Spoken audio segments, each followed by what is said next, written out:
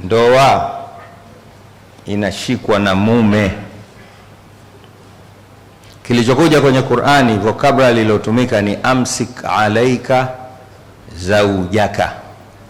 Amsik, nenda kamzuie mkeo. Imetumika neno kuzuia. Al-imsak ni vocabulary ya Kiarabu yenye kumaanisha kukikamata kitu kwa akili, busara, weledi, nguvu na umakini mkubwa, ndo al-imsak. Na ndio ilotumika hapa wakati mnaozeshwa, uzawijuka ala ma amara Allahu bihi min imsakin bima'rufin au tasrihin biihsanin. Kwa nendeni mkawazuie wake zenu. Kwa nini Mungu katumia neno mkawazuie? Tayib, namalizia. Mwanamke kabla hajaolewa ni mtu anayependa zaidi kuolewa kuliko mume kuoa. Ukitembea huko mitaani, mabarobaro na vijana wanaotaka kuoa na wanaotaka kuolewa, nani wana hamu zaidi? Utakuta ni wasichana. Wao ndio wanapenda zaidi kuolewa. Lakini ya ajabu, akiingia kwenye ndoa tu, yeye ndio anaotaka kuachika. Hata jambo dogo tu, siku umemtizama vibaya, hana cha kukwambia isipokuwa atakwambia niache. Siku umeshinda naye tangu asubuhi mpaka jioni hujamchekesha, hana atakachokwambia, atakwambia niache. Yani hana silaha nyingine, silaha yake niache. Wana kisa changu na kitoa siku zote. Mimi nikiswalisha pale msikiti wa Kichangani siku za nyuma. Siku moja nimeshuhudia tukio la mzee ambaye zaidi ya umri wake Sheikh Abdul Qadir. Tupo katika tahiyatu ya mwisho, kabla hatujatoa salamu, nimemsikia mzee yule anasonya ndani ya swala. Sikuweza kumuuliza pale kwa sababu tuna swali, lakini baada ya swala tu nimemuuliza, mzee vipi, salama? Akanambia salama tu. Vipi?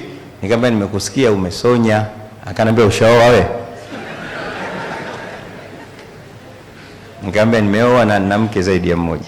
Akamwambia tusogee pembeni. Akamwambia mama yako, akimaanisha mkewe, naye zaidi ya miaka 40 na kitu, lakini leo kanambia nimuache.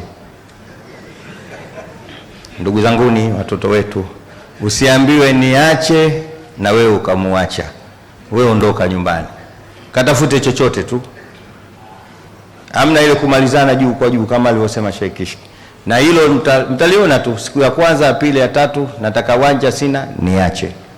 Kwa hiyo msifanye hivyo. Na mwisho kabisa, tafadhalini na kuielewa vibaya aya ya Mwenyezi Mungu, ar-rijalu qawwamuna 'ala an-nisa, kwa maana mkaishi nao kidikteta, mkaishi naye kidume dume. Hapana, ar-rijalu qawwamuna 'ala an-nisa manake wanaume ni wasimamizi wa maisha ya wanawake ndani ya ndoa. Ndio maana imetoa 'ala an-nisa, wanawake wote, mama, dada, shangazi, shemeji zako, wale wote nendeni mkawa simamie. Masala ya ubingwa kitawakuta kilichomkuta yule mtu aliyomaliza mahadi juzi. Kaoa mwanamke hajui kupika, maskini, vyakula vya kwao, ilikuwa ampeleke kwa shangazi zake wampikie, lakini yeye akaja na utaratibu wa kumwandikia aya Mwenyezi ya Mtume jikoni.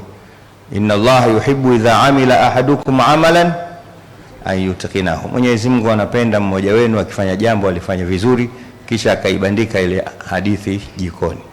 Mtoto naye maskini ya kumbe amesoma, akaielewa kwamba huyu anamaanisha mimi sijui kupika.